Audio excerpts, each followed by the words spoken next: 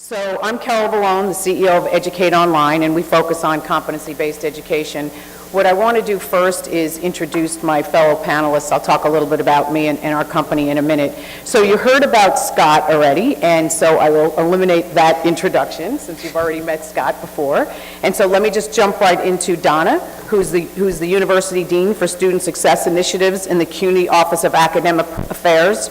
Her portfolio includes accelerated study and associate programs, a nationally recognized program that has realized associate degree graduation rates that are double those of similar students. Dean Linderman also oversees CUNY START, a pre-matriculation program for associate degree seeking students with significant remedial needs, and the Graduation Success Initiative, a college success program for public assistance recipients at CUNY community colleges. She was formerly the University Director of CUNY Middle Grades Initiative, Gear Up, and also served as an assistant professor of theater and education at Brooklyn College. And actually, my favorite part of your background, Donna, is that she worked professionally in the theater as an actor, director, and dramaturge. She holds a BFA in drama from the University of Southern California, an MFA in theater from Brooklyn College, and is currently pursuing a doctorate in higher education administration at Northeastern University. So welcome to Donna. Dr. Stephen DeSalvo, he's the 10th president of St. Anselm College in Manchester, New Hampshire, and a longtime leader in higher education and philanthropy. Steve joined the college in July of 2013 after serving as president of Marian University in Wisconsin. He's also worked at 3 nationally known Jesuit universities, Fordham, Loyola Chicago, and Fairfield. He currently serves on the advisory board of the Center for American Catholic Studies at Fordham University, the NCAA D2 President's Council, and the Apostles of the Sacred Heart of Jesus Province Advisory Council. He's an executive committee member of Campus Compact New Hampshire, the New Hampshire College and University Council, and the New York Says Thank You Foundation. He's also a member of the Board of Directors for the New England Council, and he serves on the board of the National Association of Independent Colleges and Universities, where he represents the Northeastern states. Outside of higher education, Steve has an interesting background. He served as president and founder of the Hopewell Group, which focuses on transfers of wealth for individuals, family foundations, and corporations. He was also the executive director of the Joe Torre Safe at Home Foundation, which works to educate and end the cycle of domestic violence. And he served as the chief operating officer of Junior Achievement of New York, Inc., which inspires K-12 students to be successful by providing business education using volunteer role models. Steve completed his PhD in educational leadership at Fordham University, where he also earned an MBA in marketing and BS in psychology. Steve actually has an exciting week coming up. He just told me that Hillary Clinton's coming to campus on Wednesday. Okay, so what we're going to talk about is what a learner-centered institution looks like. So I'm going to speak a few minutes about what we do and how we focus on working professionals and learner-centered institutions. Then Scott will talk about defining learner-centered institutions, and I'm really excited about what Steve and Don are going to say. They're going to talk about real-world examples of how they've designed programs around learners at their institutions. Donna focusing on CUNY START and the ASAP program, and Steve focusing on living and learning and civic engagement. So just a bit about me, my background, and what we're focused on at Educate Online. My background in the post-secondary world is I had launched WebCT in the late 90s and built the company globally to deliver to just under 2,000 institutions in 70 countries online learning. So a long history in the space. And then I built as well a company called Wimba, a live classroom model. So today is Educate Online. Our model focuses on partnering with colleges and universities, and we particularly focus with private institutions on competency-based, learner-centered models for working professional populations who want degrees aligned with their career ambitions. So we've segmented out the audience and segmented out our partnerships. We invest in the private institution, and we help initially to develop strategies around what a CBE portfolio should look like, and it's all about how do you design a program for learners that you're trying to attract. And again, our focus is the working professional. Then we help to develop the degree, and we do that from the outside in. So the first program we helped launch for a private institution in Houston was for registered nurses looking to get their Bachelor of Science in Nursing. We interviewed all the hospitals where they're employed. We understood what requirements those hospitals have for their employees. We then looked at all the licensure requirement, built that in with the requirements of the institution. We then focus on the marketing, recruitment, and enrollment, so we segment the audiences, and we look for the working professional who can have an optimal experience with career-aligned degrees at our partner institutions. We host the competency-based technology, and that's to give the learner insight into where am I in my learning process? What do I need to do? Where do I need help? And also to give them a competency profile so they know what skills they have, and importantly, their institution and their prospective employer knows what competencies they have. And then we have a coaching model, and coaching was talked about earlier as well. The idea that the learner optimizes their success based on support academically and importantly non-academically.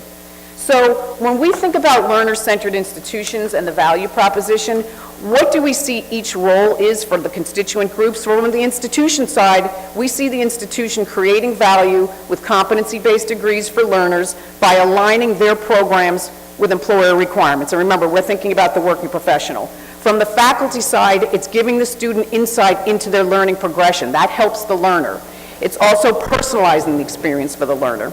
From the employer side, it's helping the institution. It's bridging the gap between the skills that the students needs and the skills that are being offered today. And it's giving insight into those degrees around the learner needs. And what does that do for the learner itself? For the student, giving them credit for prior learning. Let them assess. Let them place right into their degree based on the experience or the skills they've already had. It's giving them a personal experience and giving them relevant job-ready skills. So with that in mind, I want to jump over to our first speaker, Donna, who can come up to the podium, and you can go through your programs at CUNY. We thought it would be really helpful to ground the conversation in real-world examples for you. So Donna's up. Thank you. Thank you so much, and thank you for having me this morning. I'm very pleased to talk very briefly about two programs that I think really embody this notion of learner-centeredness. So I'm going to talk to you first about our ASAP program, and I'm really just going to give you the high points. We have a lot of detail in the overview I put out front as well as online on our website. So ASAP really thinks about how to help a student come full-time, stay full-time, and move through their educational experience within a 3-year time frame in an engaged manner so that they can feel connected to one another, to the staff, and graduate within 3 years. And we accomplish that through provision of 3 core resources and sets of services. First, we remove the barriers to the students coming full-time. Students receive tuition waivers if they have a gap need in their needs-based financial aid. We give them Metro cards and free use of textbooks. So to the best of our ability, we're removing barriers to the students in our associate degree pathway coming full-time. Just an FYI, ASAP is now at 9 of CUNY's colleges that offer the associate degree. We've served about 8,700 students to date, en route to 25,000 over the next 4 years. The second piece was touched on by the last group of panelists, this notion of a structured pathway, really providing the students with a streamlined and consolidated and supported pathway so they can move towards graduation with tremendous momentum. They have a consolidated full-time schedule. They can take all their classes in the morning, meet with an advisor, go to tutoring, and then pick their kids up by 3 p.m. Or conversely, they can come in the afternoon and get that same schedule. They take a set of courses together with fellow students in their first year to build a cohort identity, and then we build degree momentum by helping them move through developmental coursework if they have any in an immediate and continuous manner. And then also aggressively promote winter and summer sessions to build momentum. The heart of our program is our comprehensive and mandatory support services. The first being all students have one advisor who has a more minimal caseload, 150 to 1. They receive advisement from the minute they're admitted till the day they graduate by the same advisor. We have embedded career development and academic support services, and then students participate in a pre-matriculation summer institute. So we try to the best of our ability to create a net around our students so that they're supported academically, socio-emotionally, and from an engagement perspective. The way we operate is as a consortium. My office, the Office of Academic Affairs, works with all the colleges in a coordinated manner.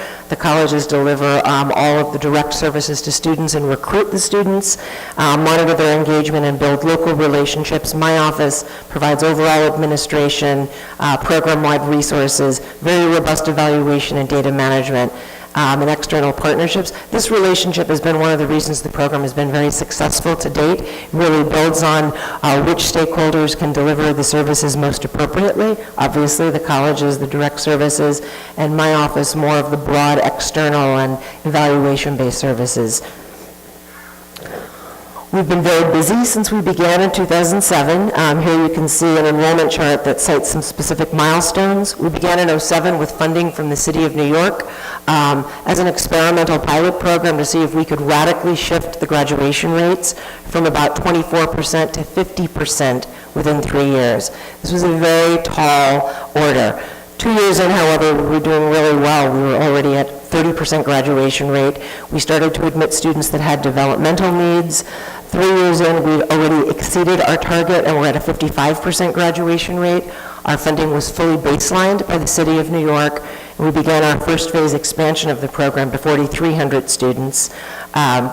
And then we've just recently received a very large infusion of additional resources from the city and state of New York, $80 million total, to radically expand the program to 25,000 students across 9 colleges, still maintaining that 50% graduation rate target. So how have we done? We've done very well, actually. What you see here is some data that looks at the cohorts that have graduated to date. At the 2-year mark, this is 5 cohorts. At the 2.5 and 3-year mark, these are 6 cohorts of students that have graduated to date. It's disaggregated by developmental needs, so you can see how all students are doing, those that enter with DevEd need, and those that were fully skills proficient. I won't go through the chart in detail because I don't want to monopolize your time, but if you just look at the bars on the far right, you'll see that we're graduating on average 52% of our students to date at the 3-year mark versus only 22% for comparison group students. We're very proud of the fact also that even students that enter with some DevEd need are almost at that same mark. So the students are doing remarkably well because of this combination of comprehensive support services, helping them maintain degree momentum, working very closely with the students at every step of the way, both in and out of the classroom. I really appreciated the remarks by one of the last speakers that talked about the importance of thinking of the entire student experience, not just what happens when they're sitting in a classroom.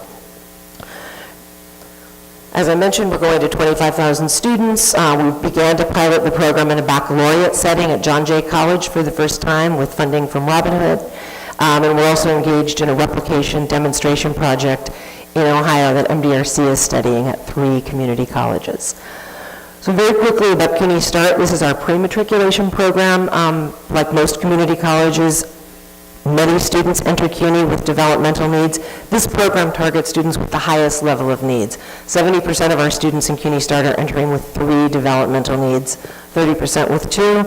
They delay matriculation for 1 semester to participate in an intensive 15 to 18-week program that's led by teachers that have been specially trained following a specific curriculum. They fully preserve their financial aid, pay only $75 to participate, and they can participate either in a full-time program, 25 hours a week, where they can address all 3 of their remedial needs, if they have them, or an afternoon evening program, 12 hours a week, where they can address reading and writing, which is taught as 1 subject, or math for 12 hours a week. It's a structured curriculum that's designed by experts from our adult learning and continuing education department, both centrally and at the colleges. The pedagogy is very specific and builds conceptual understandings and makes the students an active learner. No one teaches in CUNY Start or advises in CUNY Start that has not been trained for a full semester under a master teacher or a lead advisor. So it's a very specific approach to teaching and learning. Students also receive integrated supports. We have in-class tutors, a weekly college success seminar, and they receive individual advisement, all of which are aligned to help them build their skill proficiency and prepare for their credit coursework the following semester. Like ASAP, we operate as a consortium, 9 colleges, and we'll serve 3,900 students this year. how we've done. So this chart, you read the bar graph on the left from the bottom up, and the one on the right from the top down. As I mentioned, almost 70% of our students are entering with 3 needs, 30% with 2. If you switch over to the right, you'll see after students have completed our full-time program, more than half of them have fully wiped out all of their developmental needs. This is essentially impossible through the regular remedial course offerings at CUNY and at most colleges. Students with 3 levels of developmental need could take a minimum of 3 semesters, if not 5 or 6, because students frequently fail those courses to get through those courses, those sequences. So in one semester, we're helping a little over half of them wipe out all of their need or significantly reducing their need. So the program's been very, very successful, and it's very cost-effective. We also piloted, this is my last slide, a condensed 8-week version of our math curriculum over the past 2 years called Summer Start. It targets students with significant math needs only, meaning they largely don't have reading or writing needs. It was piloted at 3 colleges, BMCC, Hostos, and Gutman, and our Gutman Community College president is with us today, Scott Evenbeck. Our 2015 findings were through the roof. 100% of our students completed the program, and 90% of the students left fully skills proficient in math. So that means they're starting fully college ready, preserving their financial aid. In this case, they didn't even have to give up a semester, just eight intensive weeks.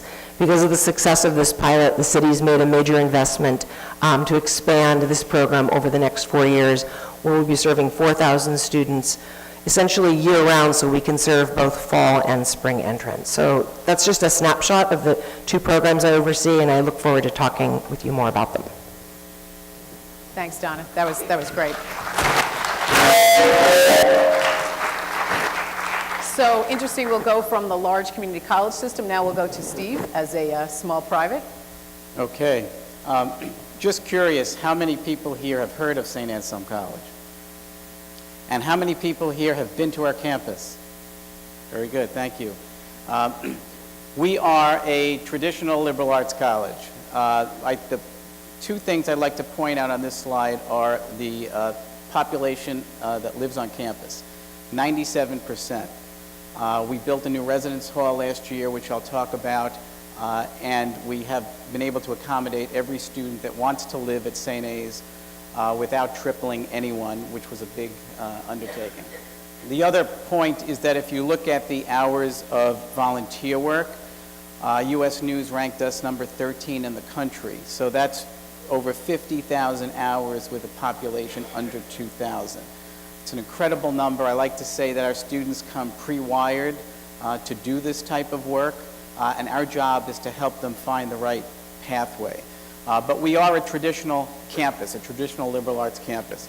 And so we were focusing on what we could do to help encourage interaction among faculty, students, and staff on our campus.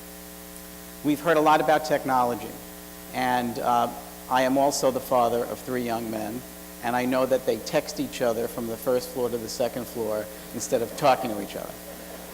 And I find this fascinating because you get to a traditional campus and the same thing happens. They will text each other from across the dining hall. And one of the great challenges is to teach them how to interact, how to speak to one another, how to speak in public, how to do the things that we grew up doing, and they simply haven't had exposure to it. So we built a new residence hall last year that we call the Living Learning Commons.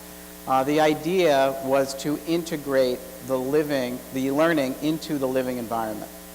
How do we bring faculty into the building, create curriculum around areas that they are interested in, but also help integrate the socialization that takes place outside of the classroom.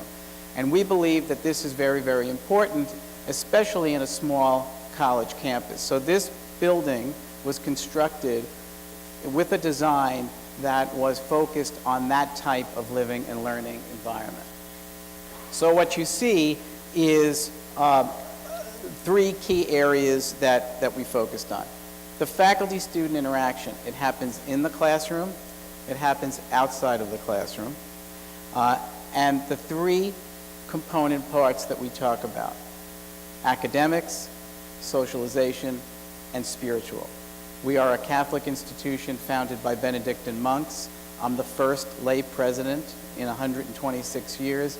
We are very focused on mission, and we wanted to help preserve the mission by incorporating the spiritual element into what happens. So you can see here that this was a big step for our monks, who are very conservative and very traditional, to actually say Mass in the residence hall, not in the church.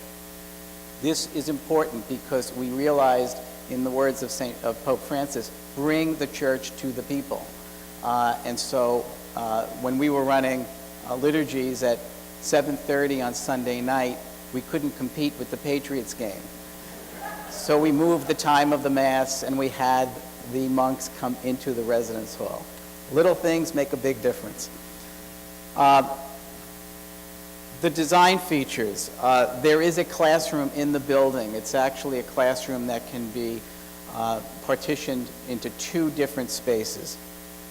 There is a kitchen.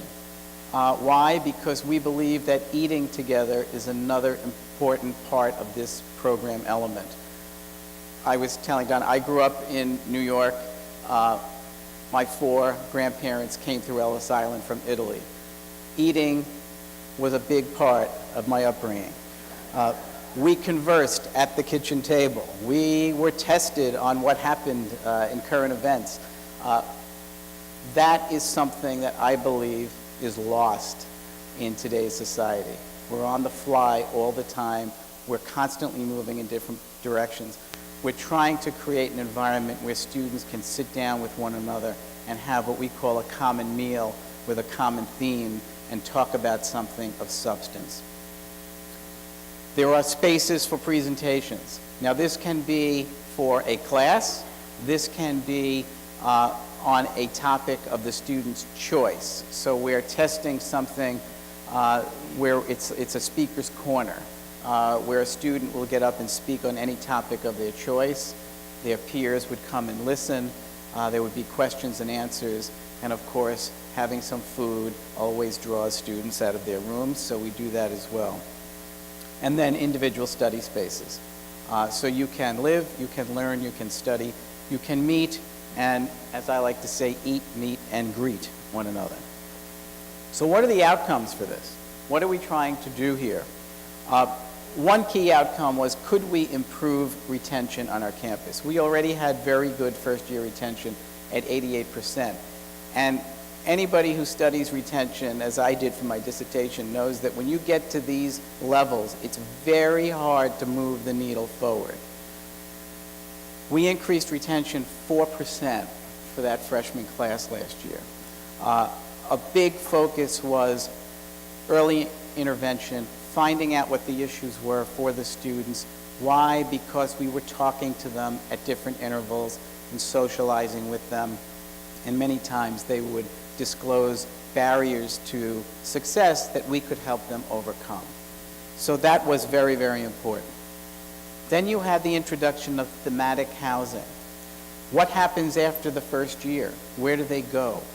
What are their areas of interest? Will they gravitate towards one another and find a residential environment with common themes? And we see this at other places very, very well, how this happens naturally, not forced in the first year, but naturally progressing. And then, as I said before, the pathways to community service. What are the things that the first-year students will find of interest, and how do we connect them to those pathways? We have something called the Melia Center for Community Engagement. Their sole job is to act as a broker between the student and the community and find those places where the students can find their passion and do something that they're interested in. So I just want to take a moment now to talk about civic engagement, and John Della Volpe was up here talking about polling, which Harvard does incredibly well. We like to say we do political practice well. We have the Institute of Politics at St. A's. We are the host site for the first in the nation presidential primary debates. We'll be doing the Democrats in December and the Republicans in February. We have been the host of the presidential primary debates since the Eisenhower administration. Every candidate for presidency comes to our campus at least once. So Carol mentioned Hillary coming on Wednesday. She will be the last candidate of the current field that will have been on our campus. Many of them come back. Now, how do the students get engaged? Part of the volunteer program is to connect them to what we call the Student Ambassador Program.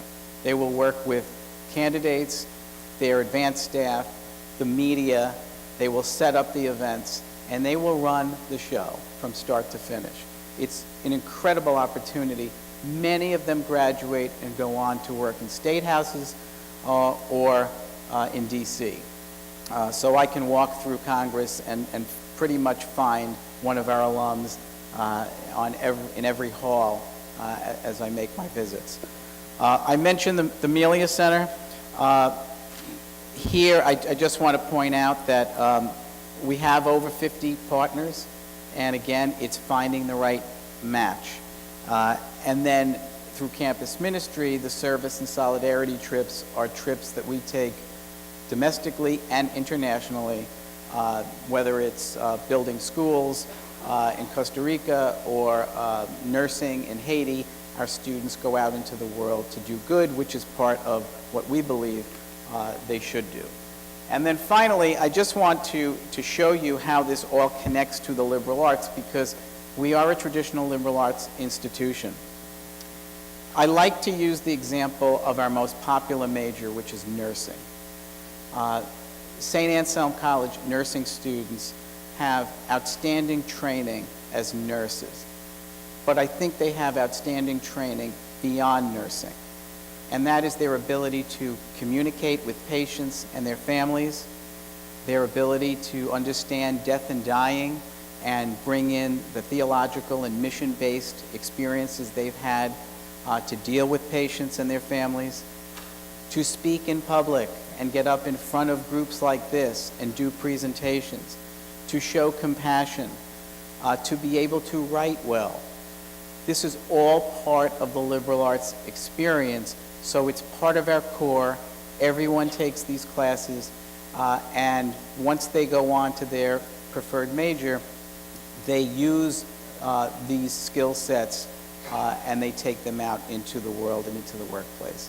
So I would just say that we've looked at what I would say is the more traditional methodologies here, dialing the clock back a little bit, understanding that technology is still very, very important, and yes, we have some online education and summer courses, etc., but our students are doing things the traditional way, and in many cases, it's not just about traditional education, it's about growing up, and it's about maturing, and it's about learning how to deal with people. Thank you. That was terrific, Steve. It's very interesting to see that we have the community college example, we have the private example, yet the outcomes in terms of retention and student value is very similar.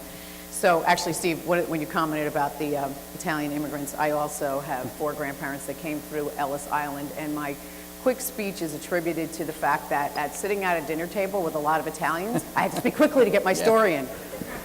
Okay, so Scott, can you now talk about how you see different segments in the marketplace dealing with learner-centered institutions? Sure, and I'm going to again play the part of the cynical journalist.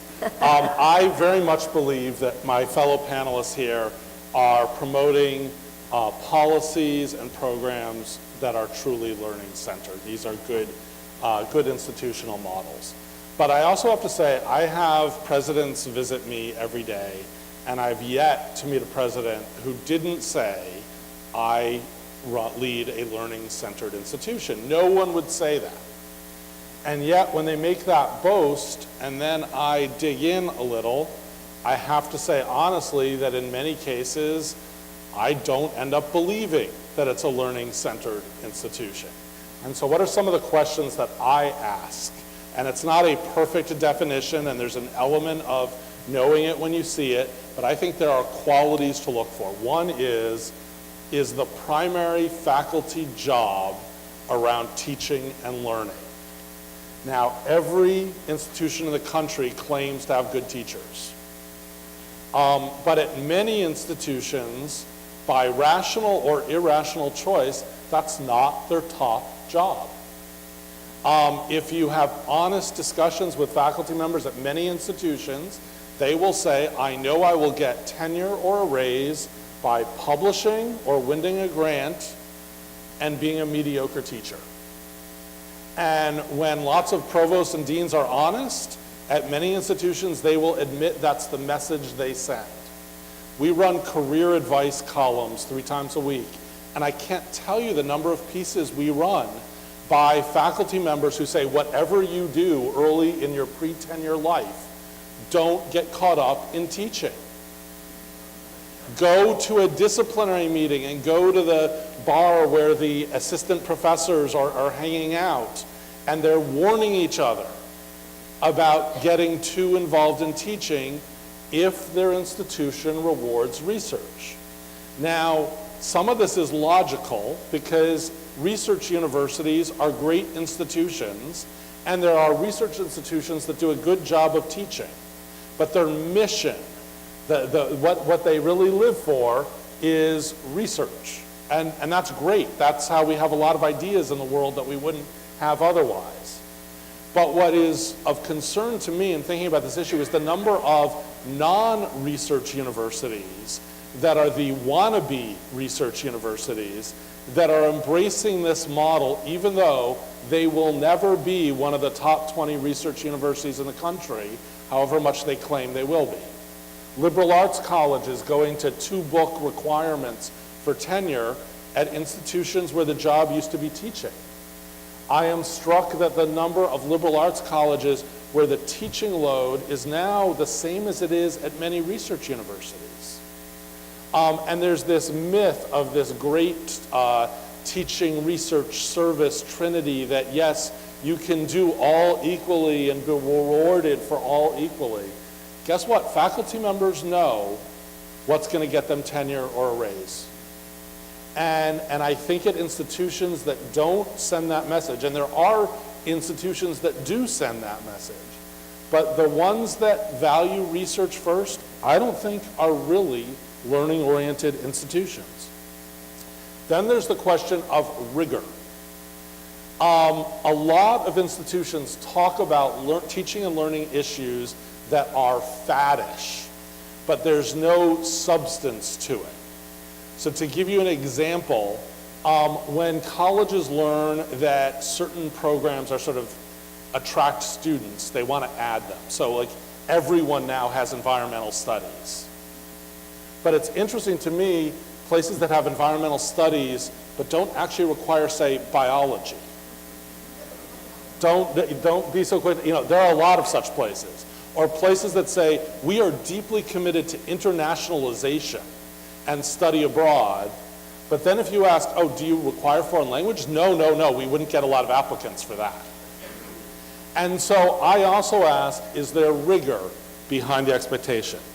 Then, do you promote a learning-centered environment in your financial policies? Now this may seem odd because paying for college isn't the same as learning at college. But I would argue that institutions that say require or let students borrow way too much money, particularly through private loans, that's not being a learning-centered institution. Because those students are borrowing too much and they're going to have difficulty and their retention rates are lower. Similarly, institutions where it's only possible to be enrolled if you're working 25, 30 hours a week, I'm not sure that's a learning-centered institution. There's a lot of good research that working 10, 12 hours a week is good for retention. Most research suggests 25 and up, you're killing retention. So these sorts of policies also matter. Then there's student services. And we talked about it a little on the other panel, but I want to give another example that is sort of an equivalent to the monks go into the dorms. We wrote in the last year about a university that serves a lot of older adult students. And so what did they do? They set up an academic advising office in the parking garage. Now, it worked. Because what they found was if you're dealing with commuting adult students, they will not go to the academic. They will come to campus, do their stuff, and leave. And many times they're coming to campus at night when your regular office is closed. So they kept this open at the times that the evening students arrived. Similarly, look at online programs. Students are attracted to online programs frequently because they can study anytime. Are the academic advisors, are the tutors also available anytime or just 9 to 5? And so there are a lot of places even embracing new models that I'm not so sure about. And then the final question I ask about all of these things are you a learning-centered environment for all students or just some students? And so to me, it is a red flag that maybe they're not so learning-centered if there's a big gap between the graduation rates of white and black students, or of full-time and part-time students, or of students who are in the honors college and, quote, regular students. A learning-centered institution cares about all of its students, and they may not succeed with everyone, but wouldn't tolerate large gaps in success. So that is why I am hesitant to run articles that most of you are learning-centered institutions, but I would love to be proven wrong. Thank you.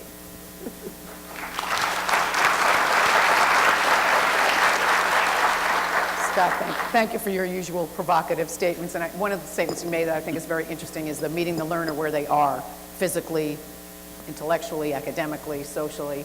So just to sort of challenge his last statement, how many of you here would say you work for or part of a learner-centered institution?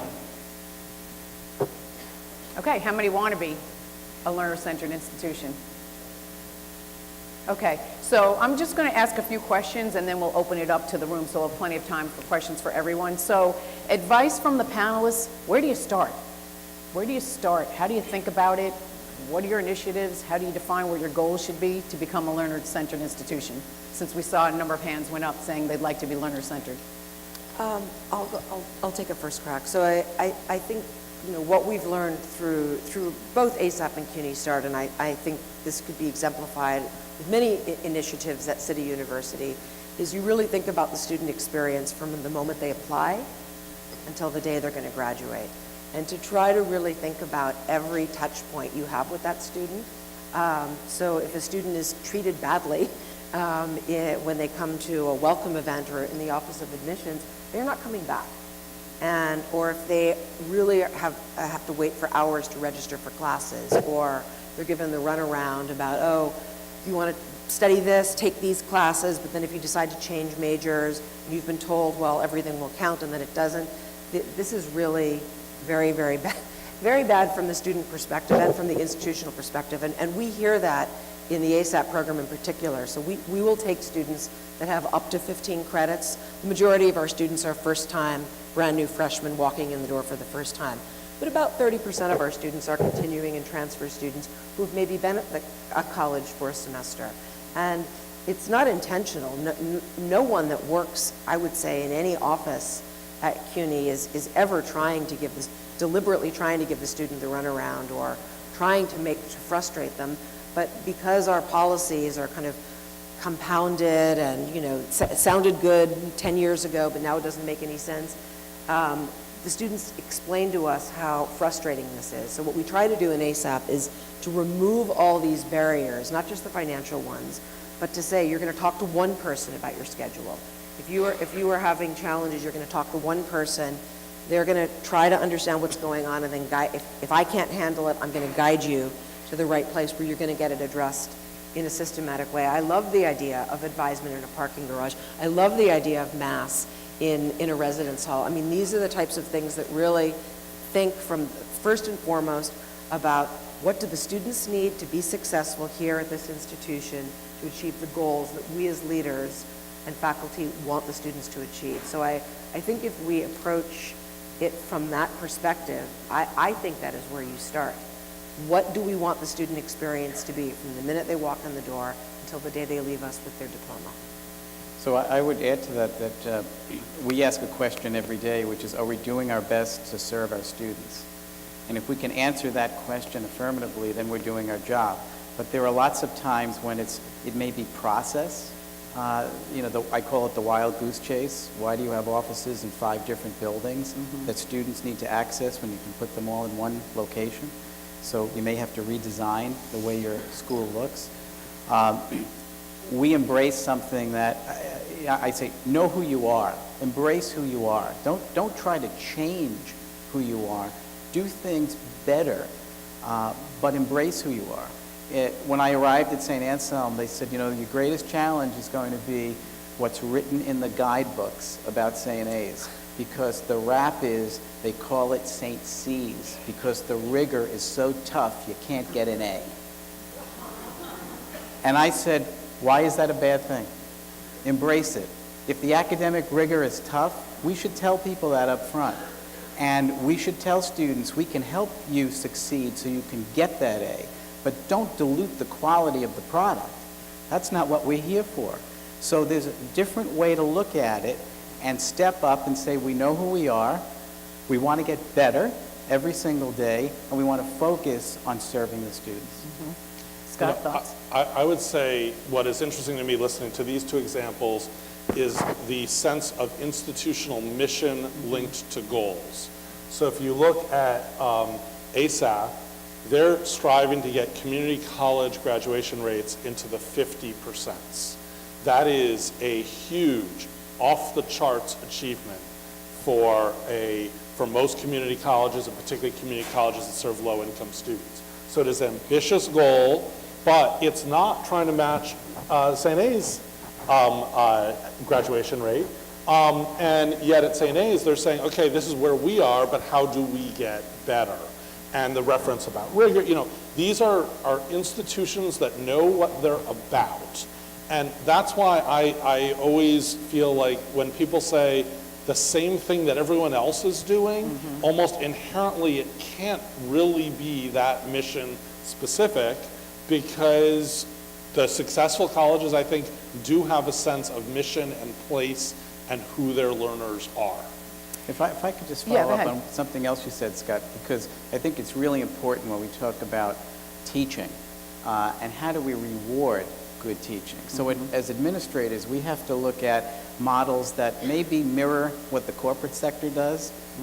We're looking at reward-based compensation. So we can say a faculty member, 2 faculty members, both excellent teachers, one goes home at 3 o'clock every day and the other is involved in every club and organization, shows up at every event, comes to graduation and convocation, and yet the way our structure is now, they would both receive the same amount of across-the-board compensation. Why can't we reward, through a bonus pool, those faculty members who are excellent teachers and are doing things that fit what I talked about before, the mission-driven piece? We can do that. And it's not so much about the dollars, it's about the fact that you're recognizing the work that's going into helping us be successful. Put your money where your mouth is. That's a big step for institutions to take. Yeah, I agree. And so how many here are actually faculty? Okay, so question I have, which is suggested by all of you, is there needs to be culture change with faculty. And Steve, you're talking about compensation.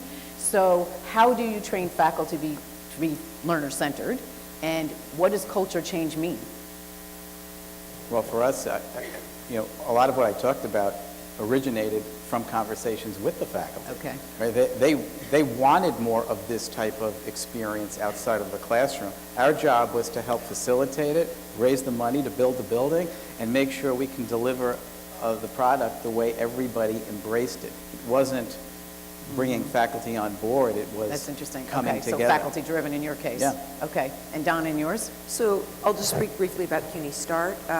So CUNY Start teachers are continuing education teachers, so Right. they're not faculty in the traditional sense of the word, right, but because we invest so heavily in a very robust training and professional development model, we are helping, and we hire only experienced teachers who have a number of years of teaching English and math, as well as advisors.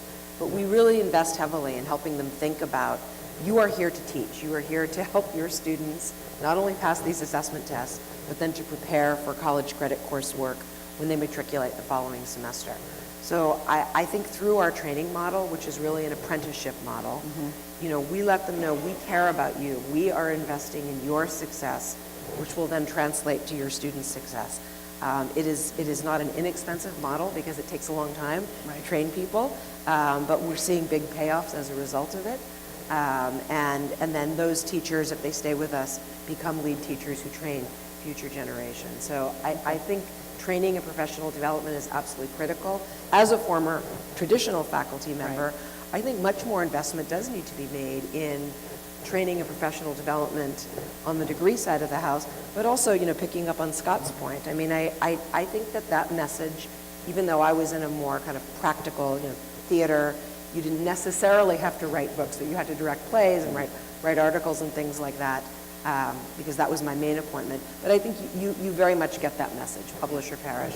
And so it's hard to invest heavily, you know, at least early in your career, in, you know, becoming the best possible instructor you can be. So I think we have some work to do on the degree side of the house.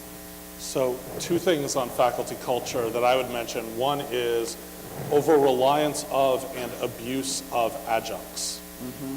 The reality is, in many colleges and universities, the people doing much of the teaching and who are solely focused on teaching are adjuncts.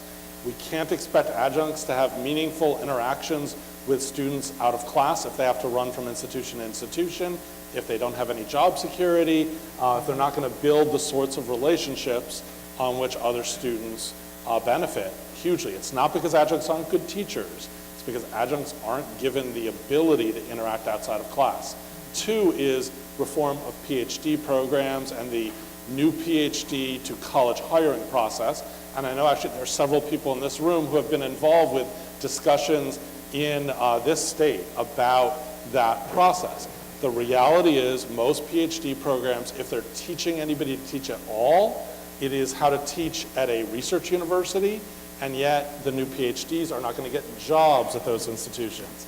And so programs that actually value the ability to be a good teacher and the ability to be a good teacher at institutions that may serve at-risk students, that is far too rare, and in many cases, it's not only absent, it is discouraged by many a graduate program advisor who would mock a PhD student's interest in these areas. If I could just add one Please. thought. Regarding ASAP, our advisors reach out to faculty to get feedback on how students are doing in classes, and it's voluntary. No one is obliged to provide feedback if they don't want to. You don't tell faculty what to do at CUNY, you ask. But the Do you tell faculty anywhere what to do? I don't know.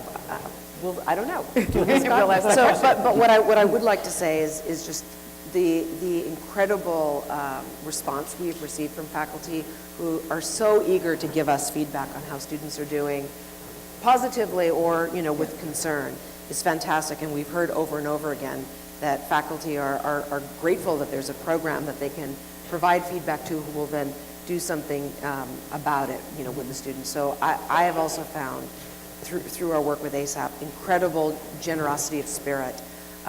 You know, faculty members willing to go above and beyond to ensure that the students they're teaching, even very, very overworked adjuncts who are running around to different campuses, as well as fully tenured faculty who are very eager to invest in their students' success. Yeah, and that's great. In both cases, it sounds like there's real passion in the faculty to support the students. So people can start queuing up. I'm going to ask one more question, then I'm going to open it up to the audience.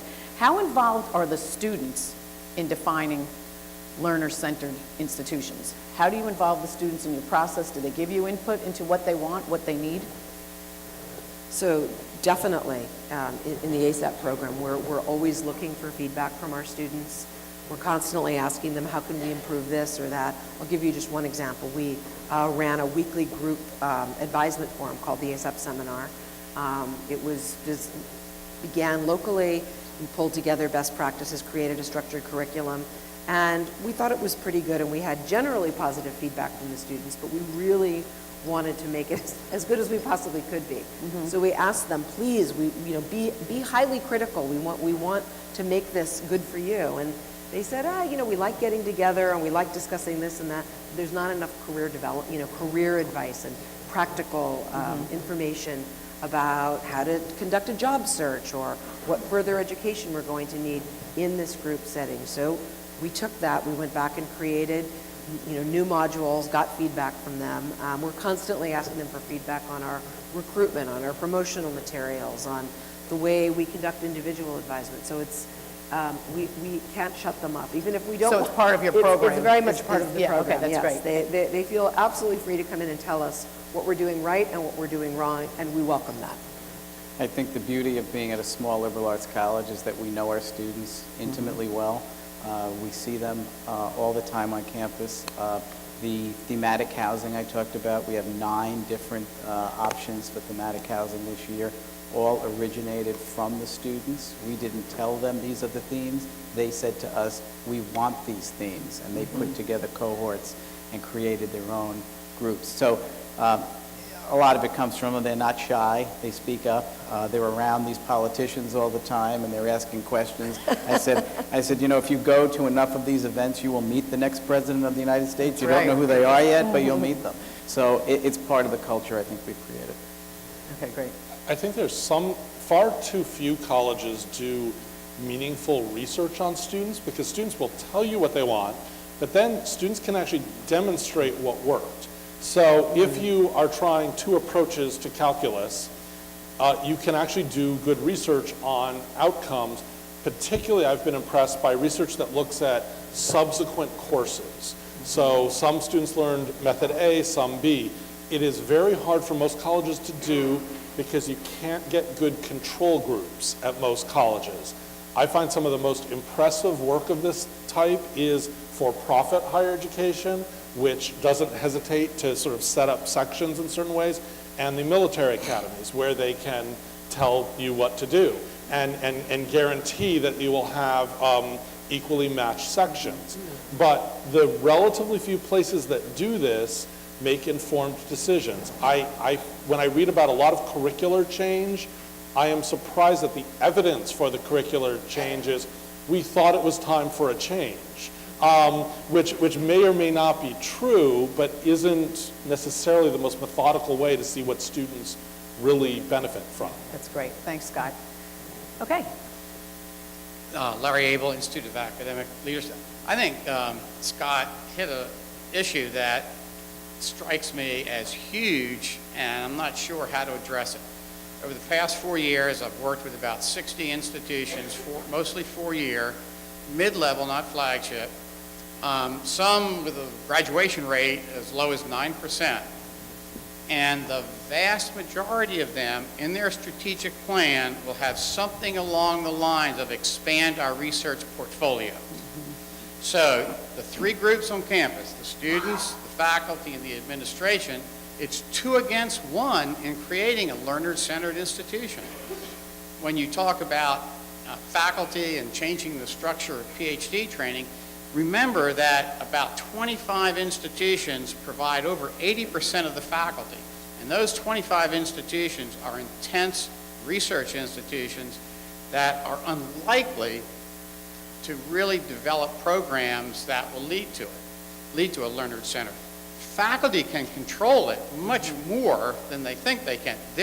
I've seen over and over again a promotion and tenure committee take a very strong research and mediocre teaching and approve them, outstanding teaching and an okay research and deny them. So faculty have a huge amount of control over this. It's hard to understand why the conversation hasn't moved farther along. Boards, look at the Texas system where they want 9 or 8 research institutions. That is just fantasy. So how do we change those 2 to get at least 2 to 1 on it? Well, I actually think your Texas example points to where some of the blame lies, and it's not the faculty, it's the states. Governors and legislators reward research orientations of universities. When's the last time a governor in a New England state said, I'm going to give a special bonus to the best teacher education program in the state. Now, teacher education is hugely important, or nursing, or any number of fields, as opposed to we're going to match endowed chairs for a research agenda. They put that out there, and then the universities follow. Steve? Well, I'll just follow up on that. It's an interesting perspective, but in New Hampshire, there is no state funding for private education. So again, people said to me, this is going to be very tough. You get $0 from the state. I said, embrace it. We're free from the money, right? Now we can do what we think we should be doing.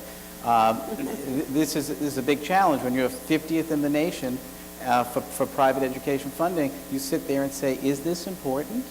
How do we prioritize the needs in our state?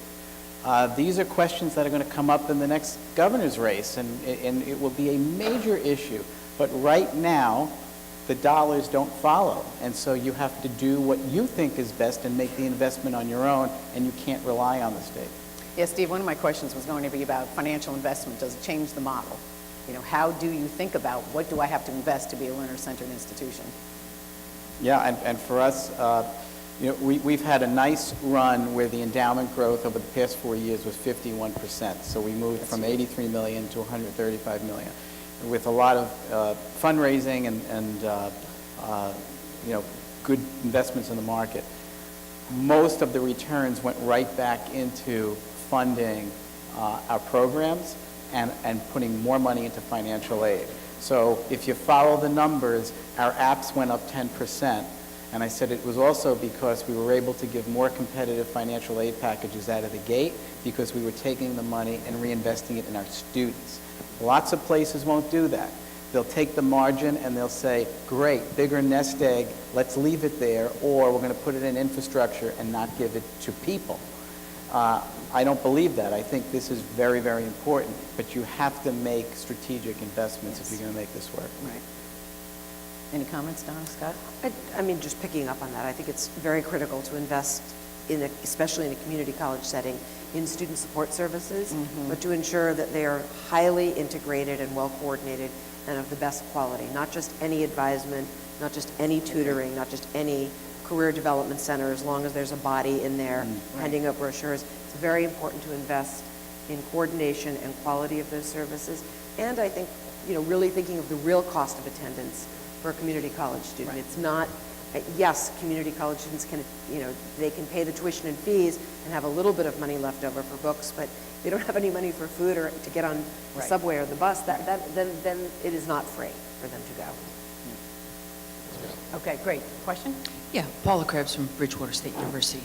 Scott, thanks for the shout out, which was for the New England Cross-Sector Partnership, which runs every year a big event to train doctoral students and postdocs from New England higher education institutions to teach at 4.4 and 5.5 institutions. And we find at that event, the students who come to that event, we had 300 people come from all over New England to that event just a couple weeks ago. Those students are interested in learning what it is to teach at our institutions, at the state college sector and the community college sector, and they want to know how to engage with students. They don't want to know just how to be good in the classroom. They're very interested in the out-of-class interactions with students. They're very interested in undergraduate research. They're really, really interested in total involvement with the campus community, and they're not, as you pointed out, reinforced for that at all in their doctoral programs. So I wondered if anybody wanted to comment on that at all. Well, I mean, one interesting thing is that at a research university, people would hear 4.4, 5.5 and say, what a failure, if that's your teaching load. But the reality is there are actually a lot of people out there who love that. Certainly people don't teach at community colleges or most regional state universities because their goal in life is to have a 2.2. And in fact, on a quality of life standard, there are a lot of people who prefer it because at many research universities, tenure is basically unattainable unless you work 90 hours a week and have not had a meaningful conversation with a loved one for 6 years. So there are people who love teaching and find a reasonable path to tenure and job security a good thing. This is, for the right people, a really good match that people aren't learning about unless they're fortunate enough to go to your program. Yeah, I would also add that when you look at these programs, how are they designed? And I went to a program that was a cohort model where they said, here is the curriculum for the next 2 years, and you will finish the coursework and then do your dissertation. And I could tell you what course I was taking a year from February because I would look in the book. I find it very interesting, especially when we look at traditional undergraduate education, that we have 17 and 18-year-olds arriving, and we hand them a course book and say, there are some requirements in there, but you can choose, right? Pick what you like. And if you don't like mathematics, you're going to delay taking it for 2 years. With graduate programs, most of them are designed so that you can get through the coursework in a certain amount of time. And I think that's very, very important because it goes to your question, what is it you would like to do? And if you can find the right program and you can find the right pathway, I think you're much better off than saying, I'm going to get this degree and I'll figure out how I'm going to apply it later on. Okay, thank Hi, you. Barbara Feldman from Bridgewater State. I just think that maybe the dichotomy that's being expressed here between teaching and research is a little much. So sometimes faculty who are engaged are just engaged. So they're engaged in research. They also tend to be the ones that are engaged in teaching. And those that are unengaged or disengaged are disengaged in both.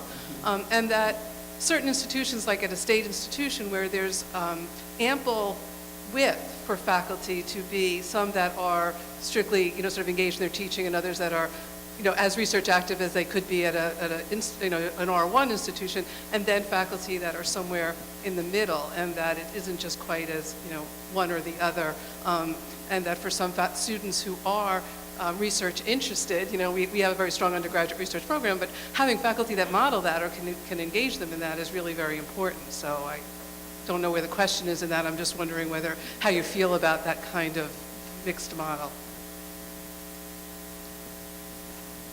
Well, I guess to say, to be a learner-centered institution need not mean your faculty members never go to a disciplinary meeting, never do any writing or research. But I think at most institutions that claim to do everything, research dominates. And maybe, and I just think that's a reality of it. You certainly don't want people disengaged from their discipline or unexcited about the hot things going on in their field. That is possible, but I go to what are people rewarded on and how does that align with institutional mission? So can a research institution be learner-centered? Show of hands. Yeah, it's sort of interesting. That's kind of the point you're making. Yeah. Okay. Any comments, Steve, Donna? Okay, so let's do these two questions, then we're going to do a quick lightning round and then go to the next session. Actually, I think you were up next. I'm Carl Lovett. I'm the provost at Central Connecticut State University. We keep talking a lot today about the opposition between research and teaching, and yet this is a session that focuses on learner-centered institutions. Right. And as someone who looks at a lot of P&T portfolios, it's a lot easier to tell good research than it is to tell good teaching. And I think the measures that we use to evaluate teaching are woefully deficient. We may rely on student opinion surveys, which is the only required measure at my institution. Most of those questions, or a lot of those questions, are not learner-centered. We may rely on peer review of teaching, and yet it's often very ad hoc and not standardized. We may look at teaching portfolios, but here we're focusing on inputs. We're looking at teaching philosophy. We may look at assignments. We may look at syllabi. I've seen faculty who embrace sort of all the latest bells and whistles in teaching who don't do it effectively, who turn out to be very poor teachers. So my question to the panel is really, are you aware of any robust measures out there for evaluating teaching, but especially measures that hold faculty members accountable for student learning. I think you mentioned today, or one of you mentioned, the idea, or I guess it was you, Scott, about seeing how students performed in subsequent courses. I mean, I think we could see a sea change in higher ed if we actually stopped talking less about teaching and more about learning and held our faculty members accountable for demonstrating what their students actually know and can do. Well, let me give you an example using that, using that approach of how students do in subsequent courses. We just wrote about a huge uproar at the University of California at Berkeley, where a math instructor, a non-tenure track math instructor, is basically being let go. And he uses very non-traditional things. He doesn't do quizzes, and he doesn't do homework.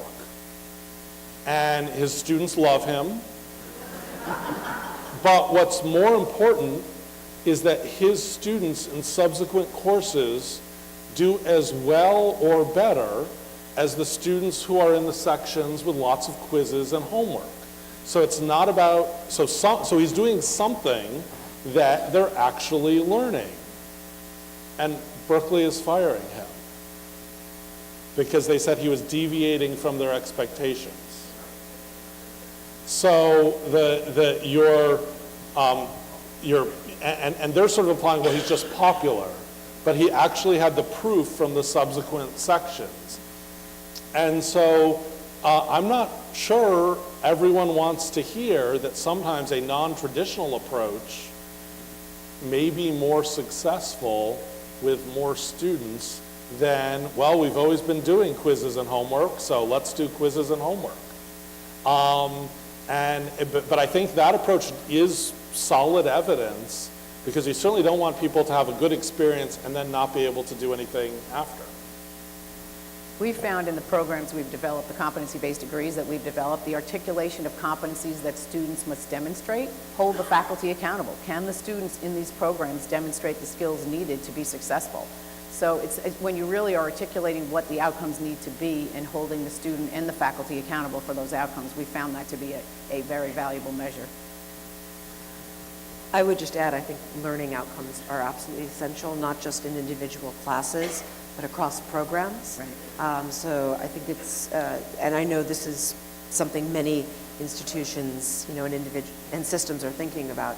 It was articulated in Tom Bailey's book about the importance of looking at entire programs, the guided pathways model of not just how does an individual teacher do, although I wish I had that teacher when I had to take my math class. I probably would have done very well in his class, but that doesn't mean that's true for all students. So I do think it's important that individual faculty are held accountable and entire programs are held accountable. So not just how did you do in my class, but how did you do in all the classes you need to earn this degree. Exactly. And do you have the right skills required to progress to that degree? And the support for the teachers. Yeah. If teachers need time, I say this as a former faculty member, you need time to really develop thoughtful curricula, and you need time to think about how does what I'm doing connect with what he's doing and you're doing in the classes my student will take in subsequent semesters. Right. So I think an investment in PD and training of teachers is very essential.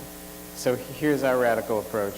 The senior administration is expected to go to the dining hall once a week, get their food, and sit down with a random group of students and have a conversation and ask them how things are going in the classroom. What do they like?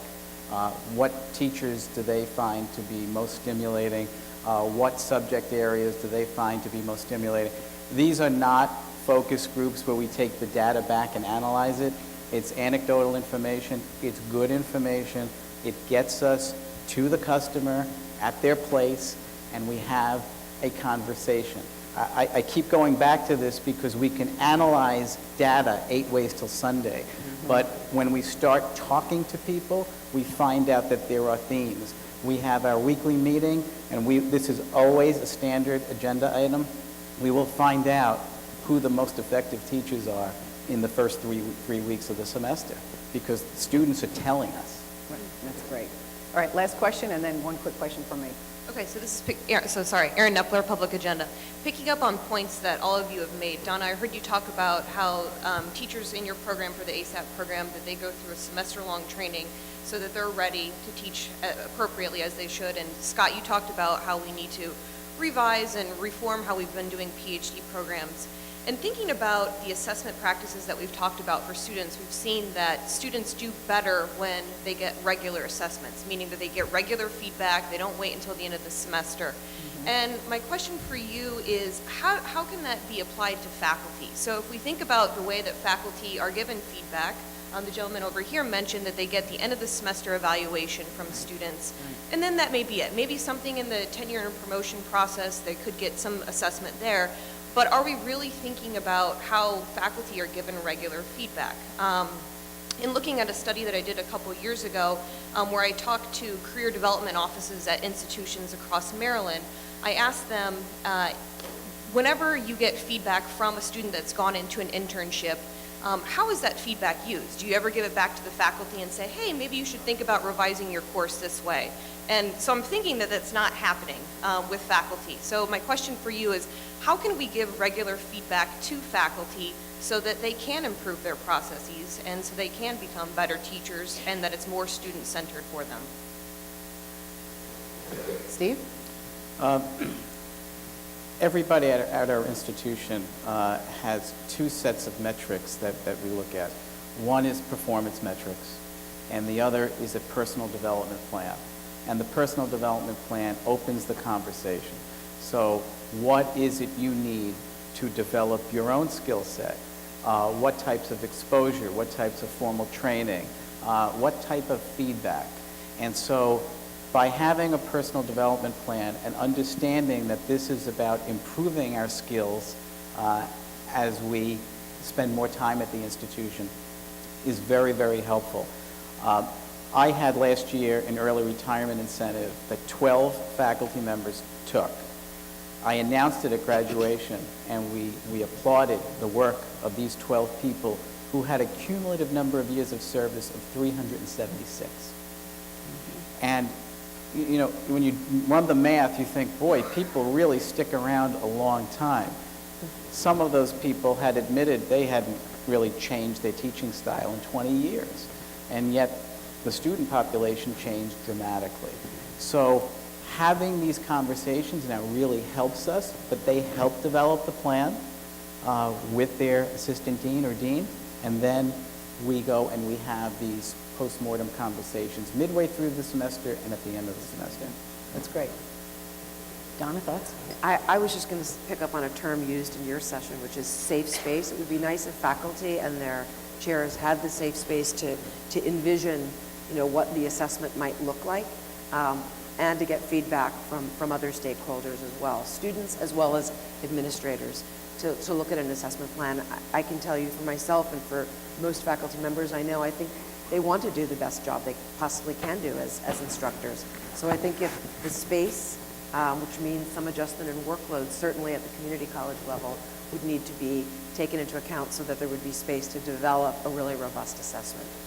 We ran a great opinion piece by the then provost of Middlebury College, who wrote about a program where if you're teaching a course in a radically new way, the first time you teach it, your teaching reviews throughout don't go into your, quote, permanent record.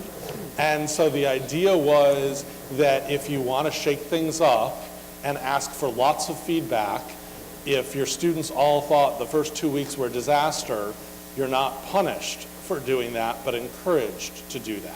So in some ways it's an anti-assessment, but it's sort of the safe space approach, because let's face it, there are lots of courses that do need a radical overhaul. Great. All right, 10 words or less. The bumper sticker, learner-centered institution. Scott, you're up. Where everyone is focused on that. Donna?